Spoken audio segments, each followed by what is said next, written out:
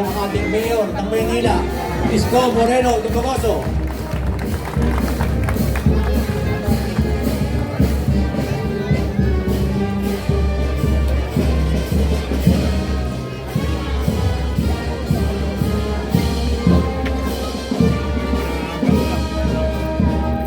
Si Atlas saka si Apollo.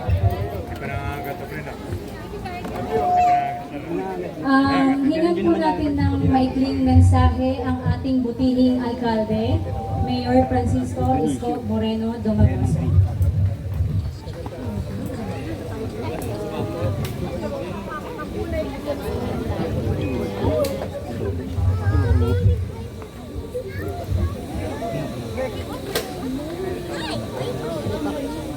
BB Tiger, you want?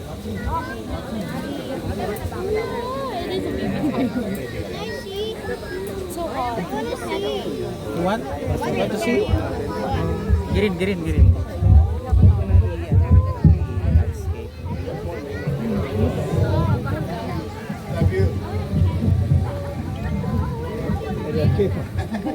Mama Chuchu.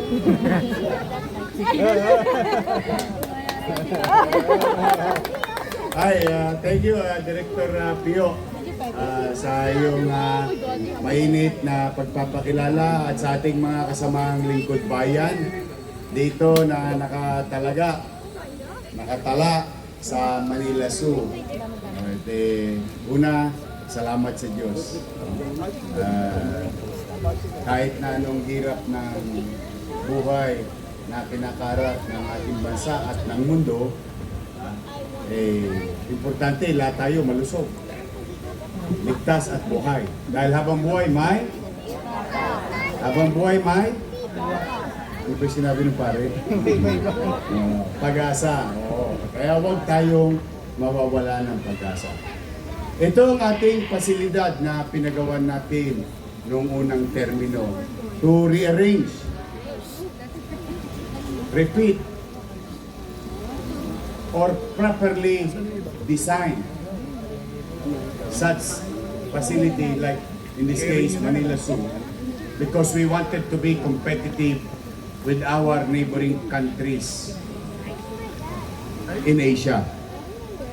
I've been into some zoo, talagang napakaganda.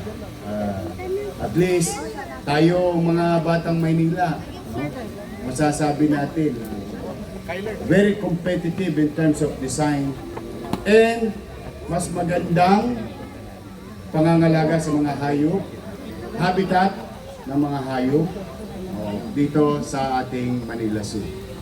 Kaya ito'y inaalay natin at inalay natin sa mga batang Maynila.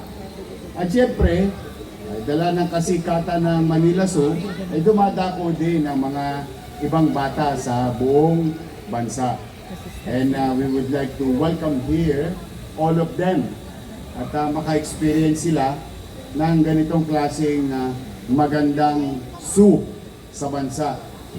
At sa inyo naman, anibersaryo nyo ngayon, binabati ko kayo ng araw ng pagkakatatag ng Manila Zoo. Ito'y inisip ng isang alkalde, dati-rati, noong lumang panahon. Ipinasa sa atin ang torch, we redevelop it and adhere to the challenging and demand of time. Kaya sa inyo na mga kapwa ko lingkod bayan at kawani, ay ingatan nyo ito pag malasakitan ninyo. Sa mga tao namang dadako, ay dumako kayo rito malinis, sana'y mapanatili ninyo itong laging malinis.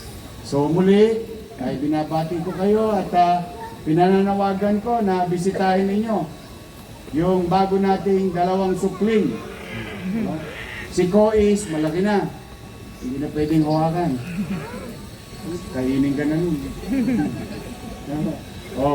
Ngayon, sa mga bata naman na nanonood, mga magulang, habang baby pa, si Atlas at si Apollo.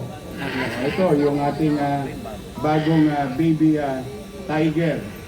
Yan. Bagong members ng pamilya dito sa Manila Zoo. So puntahan ninyo, makaroon tayo ng interaction with animals. Alam po ninyo, I think it's 2024 or 2023. I went to safari. What you call Kruger Park. Nagpunta ako doon mismo. Doon ako natulog sa gitna ng tawag yan. Hindi ko masabing disyerto, pero yung kung saan habitat. Ako, nakakita po ako ng mga elepante, giraffe, lion, tiger, saka yung mabilis na cat. Cheetah. Cheetah. Nakakita ko cheetah. Yung malalaki sa ilog. Hippo. Yun. Lahat. Ang sarap-sarap ng pakiramdam. Yung experience. Nasa wildlife ka. So, with that experience, gusto ko rin ma-experience din ng mga batang Maynila sa ngayon at sa susunod na henerasyon na magkaroon ng experience sa mga ganitong animals. To our people in Manila, rest assured that all animals are being taken care of properly by our doctors and specialists and employees of the City of Manila under sa Manila Zoo. I am proud of them. They're doing the best job. Good job.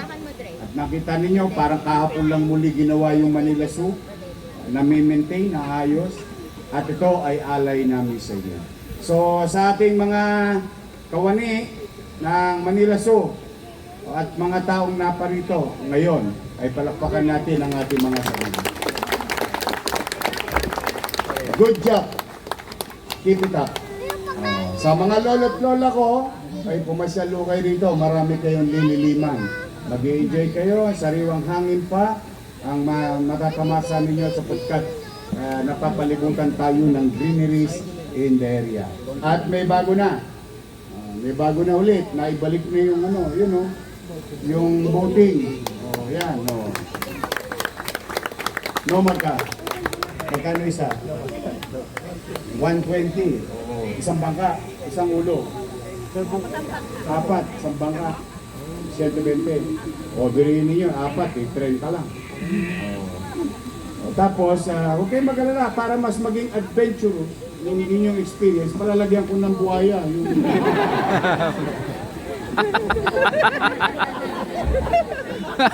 Lalagyan niya rin ng buhaya. Hindi kasi yung pinakamalaki nating buhaya. King. Nandiyan dyan, ang laki nun.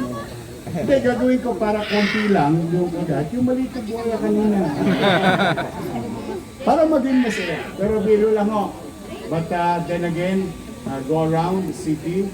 Manila City, Manila Zoo, and enjoy your time. So muli, ito ay alay sa inyo ng ating pamalang. Mag-iingat kayo ngayong anibersaryo ninyo. Ang wish ko ay sana maging malusog kayong lahat.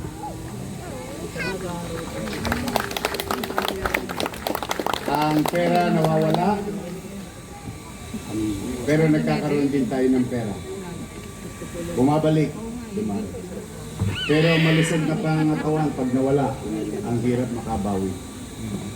Tapos huwag kayo mag-alala, pag hindi kayo nakabawi, nandiyan si Gandang.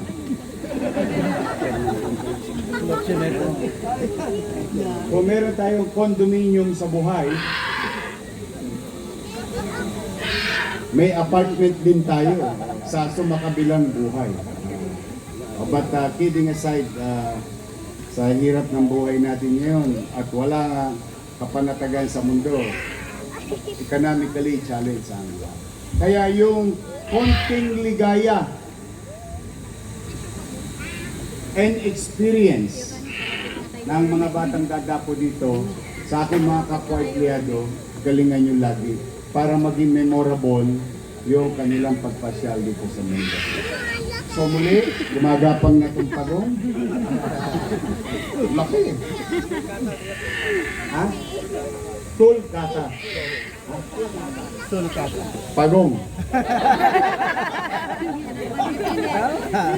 And to our Maynilad partner, palakpakan natin sila.